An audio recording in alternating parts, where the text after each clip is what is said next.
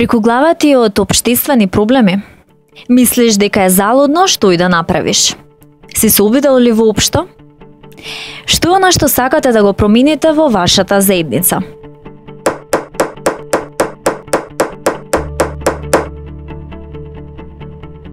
За почеток, дефинирајте го проблемот. При дефинирањето размислувајте за проблем кој се случува често, влијае врз голем број на млади, трае подолго време. Не заборавајте, добро дефиниран проблем е половина решение. Од што произлегува проблемот? Дискутирајте за причините кои го создаваат проблемот. Како се манифестира проблемот?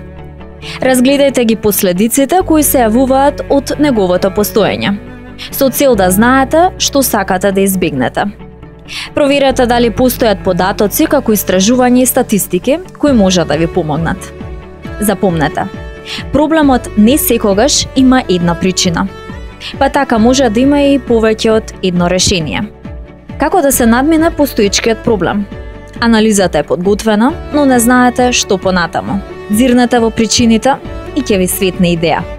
Најдобро е да започнете со брейнсторминг. Брейнсторминг е неформален, релаксиран пристап за решавање на поставен проблем. Забавно е и одлично за градење на тим. Чекор 1. Одберете удобно место за средба со тимот и земете ги сите потребни материјали. Чекор 2. Запишете ги сите идеи, колку и да ви звучат лудо и невозможно. Чекор 3. Одберете најсоодветната идеја или направете комбинација од неколку. Направете листа со активности. Испланирајте ги детално сите активности. Поставете си реален временски рок и распределите ги обврските помеѓу членовите.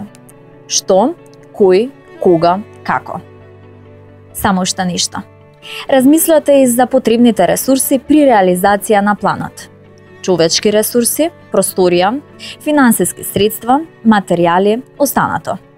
И за крај, никогаш не се сомневајте дека мала посветена група на млади луѓе може да го промени светот.